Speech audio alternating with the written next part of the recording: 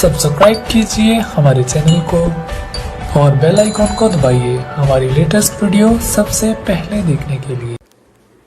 नमस्कार दोस्तों, स्वागत है आपका हमारे इस YouTube चैनल विवेक अध्यात्म ज्योति में।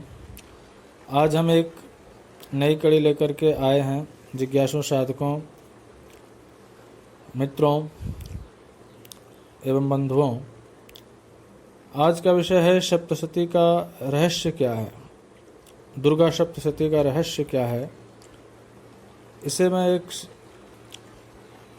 बड़े ही संक्षिप्त रूप में बताना चाहूँगा कि बहुत से लोगों का कहना है कि सप्तशती लड़ाई का इतिहास मात्र है और इसका पाठ करने से कोई लाभ नहीं होता, किंतु वस्तुतः गुप्त नवरात्रों में या गुप्त मंत्रों में, या यूँ कहें कि गुप्त मंत्रों के उसमें सन्निहित रहने से सप्तशती तंत्र शास्त्र का सूत्र है। सप्तशती का पाठ करने से इन मंत्रों का पाठ होने के कारण लाभ होता है। दुर्गा सप्तशती में संपूर्ण विश्व विज्ञान का निचोड़ है। इसकी बराबरी करने वाला दूसरा कोई पुस्तक नहीं है। इसके प्रत्येक श्लोक के 4 भेद हैं।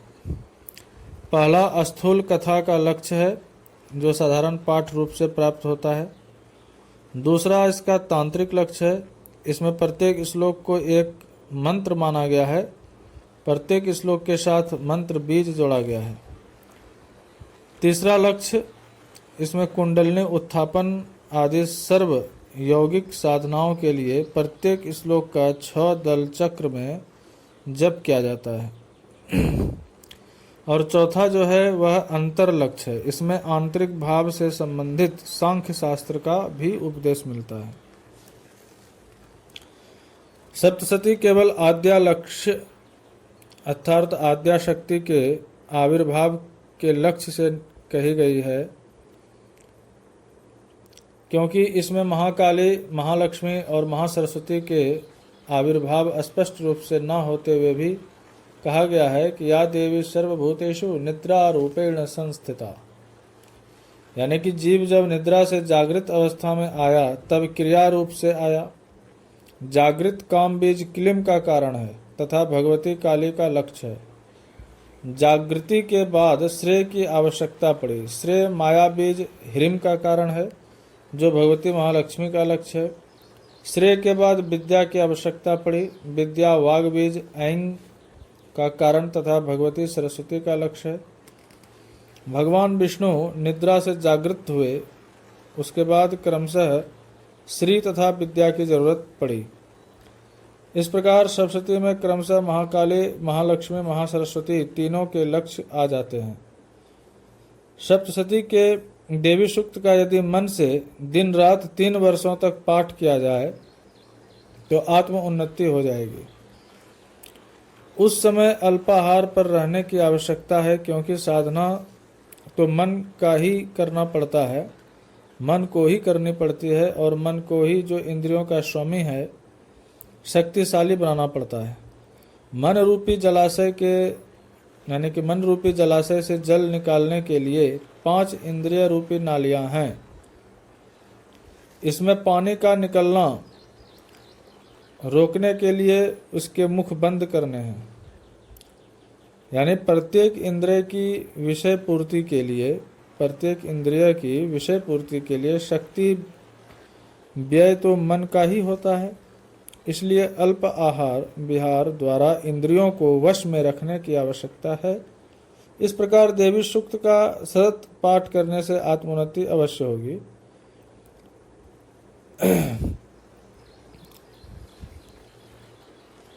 जैसे एक और श्लोक आता है दुर्गा सप्तशती में, शरणागत दिनार्थ,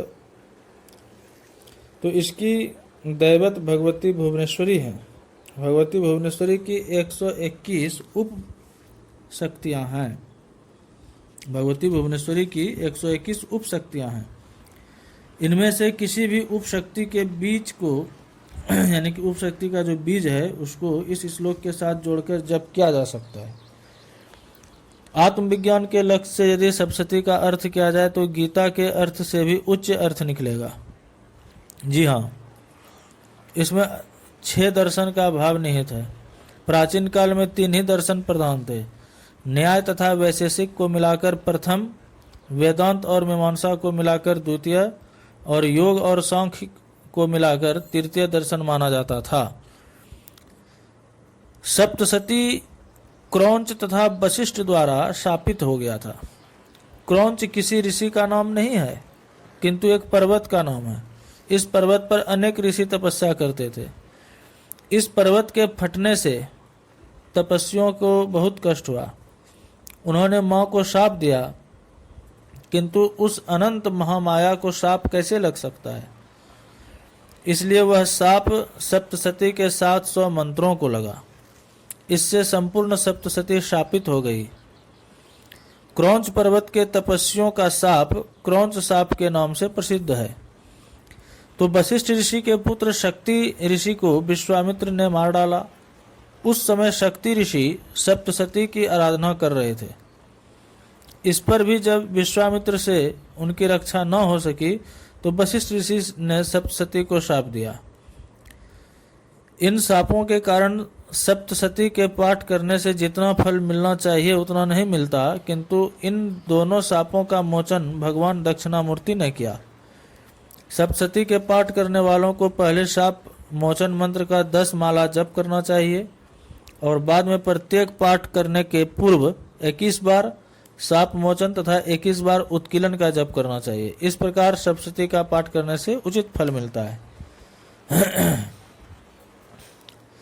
अब देखिए कि बहुत से मंत्र भगवान ईशान द्वारा भी शापित हैं, यानी भगवान महादेव शंकर के द्वारा, भोलेनाथ के द्वारा शापित हैं। अन्य कितने ही ब्राह्मणों द्वारा शापित हैं। किसी भी मंत्र का जप करने से पहले उसका उत्कीलन होना जरूरी है। अब जैसे देखें, राम मंत्र में र कार अग्नि बीज है, इसलिए राम का जप करना हो तो श्री राम अथवा सीताराम जप करना चाहिए। केवल माम शब्द का संकल्प लक्ष्य से जप करने वाले को बेरी बेरी, गठिया तथा इसी प्रकार के जल तत्व प्रधान रोग होंगे, क्योंकि माँ शब्द में मंत्र लक्ष्य से जल तत्व प्रधान हो जाता है। इसलिए सप्तशती के प्रत्येक श्लोक में अमृत तथा विष दोनों भरे पड़े हैं। जैसे उदाहरण के दृष्टिकोण से देखा जाए तो रोगान अशेषान अपहंस तुष्टा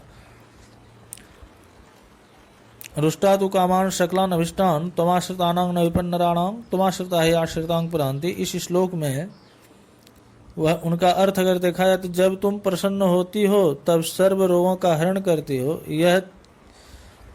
यह चरण अमृत के समान है। किंतु जब रुष्ट हो जाती हो, यानी कि रुष्ट होने पर तुम सब कामनाओं का हरण कर लेती हो। दोनों ही बात लिख दिया है।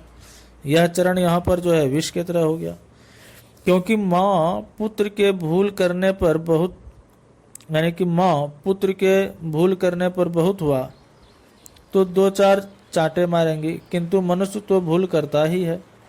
इसलिए यदि माँ उसकी सर्व कामनाएं हर ले तो यह अत्यंत कठोर दंड कहलाएगा। संसार में मानव की विविध प्रकार की कामनाएं होती है तथा करनी पड़ती हैं। यदि माँ इन सब का हरण कर ले तो संसार में रहना भी दुर्धर हो जाएगा। तो कामना रहित व्यक्ति अथवा सन्यासियों को इस श्लोक का जप करने में हानि नहीं है, लेकिन संसारिक व्यक्ति के लिए तो इसका जप ठीक नहीं है। वहीं पर आगे अगर तमाश्रितानां न विपन्नराणां, इस मंत्र का अगर चरण देखें तो यह चरण भी विष बन रहा है। इसके अनुसार जो केवल माँ के ही शरणागत हैं उनकी ही विपत्ति दूर करती है, किंतु केवल माँ के ही शरणागत होना अत्यंत कठिन है, क्योंकि मनुष्य को अपने उद्देश्य सिद्धि के लिए दूसरों की सहायता लेनी ही पड़ती है।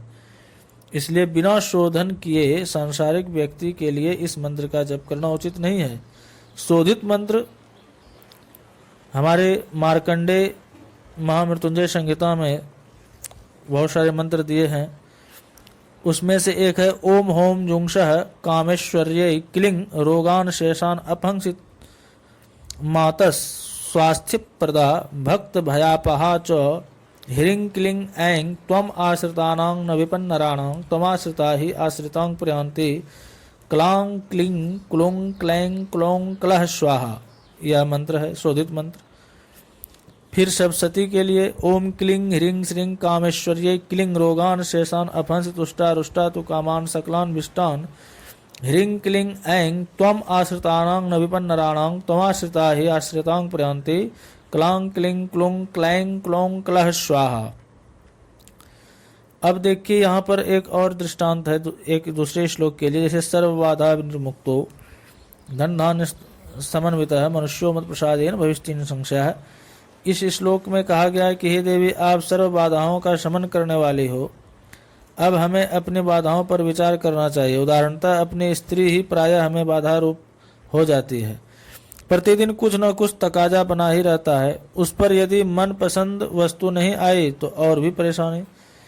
यह सब हमें बाधा रूप लगती है। किसी व्यक्ति को अपने अल्प आय में से ही जब अपने संतान आदि के शिक्षण, दवा आदि के लिए खर्च करना पड़ता है तो वे ही उसे बाधा रूप दिखाई पड़ते हैं। ऐसी स्थिति में यदि उक्त श्लोक का जप करने पर यह सब बाधाएं दूर हो जाएं, अर्थात इनसे संबंधित व्यक्ति मर जाएं, तो आश्चर्य की बात नहीं, क्योंकि जो हम कुछ मांगा वही मिला, क्योंकि जो भी हमने मांगा वही मिला। शरणागत दीनार्थ के अनुसार दीन आर्त बनना तो किसी को भी अच्छा नहीं लगता। भयवशात भले ही कोई दीन बने। सर्व मंगल मांगल्य की कामना तो कोई त्यागी ही कर सकता है, क्योंकि इसमें अपने शत्रु का भी मंगल हो सकता है। इस प्रकार सप्तशती के प्रत्येक मंत्र में अमृत तथा विष का संयोग है। इसलिए यदि इन द्विभावी मंत्रों का संकल्प लक्ष्य से जप किया जाएगा तो वो विकार उत्पन्न होगा। इसका उचित फल तभी मिलता है जब उपर्युक्त प्रकार से इन्हें सुधार लिया जाए। कामना सिद्धि के लिए सप्तशती का पाठ पूरा करना चाहिए। सप्तशती इतिहास है, ऐसा मानकर यदि पूरा पाठ न किया जाए तो चल सकता है। सप्तशती के 3 चरित्र हैं। प्रथम चरित्र मात्र प्रथम अध्याय का बना हुआ, उसका दैवत महाकाली के होते हुए भी क्लिंग बीज के बजाय ऐंग बीज है। मध्यम या दूसरा चरित्र दूसरे, तीसरे और चौथे अध्यायों का बना हुआ है। इस चरित्र का दैवत महालक्ष्मी है और बीज ह्रीम है। उत्तर या तीसरा चरित्र 5वें से लेकर शेष सभी अध्यायों का बना हुआ है। इस चरित्र का दैवत महासरस्वती है, किंतु बीज ऐंग की जगह क्लिंग है।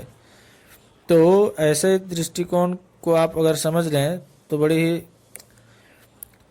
सफलता मिल सकती है कि आत्म लक्ष्य से पाठ करना हो तो समझकर पाठ करना उत्तम है। जैसे मात्र हिंदी जानने वाले को यदि तमिल भाषा में गाली दे तो उसका पता नहीं चलता, वैसे ही बिना अर्थ जाने पाठ करने से मन पर जो असर होना चाहिए वह नहीं होता है।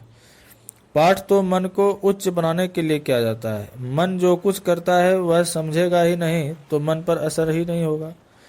इसलिए पाठ इत्यादि समझकर करना चाहिए, मगर आत्मकल्याण के निमित्त पूरा पाठ न करके मात्र सप्तशती के माँ के स्तवन यानी कि रात्रि सूक्त, शक्रादि स्तुति, एकादश अध्याय और सबसे पीछे देवी सूक्त का पाठ किया जाए तो भी काम चल जाएगा। रात्रि सूक्त का पूरा पाठ करना चाहिए। शक्रादय का पाठ कर पल्लव संगिनी तय रसमान रक्ष सर्वतः तक ही करना चाहिए और एकादश अध्याय का पाठ त्रिलोक्य वासना मिड्य लोकानां वरदा भव तक करना चाहिए।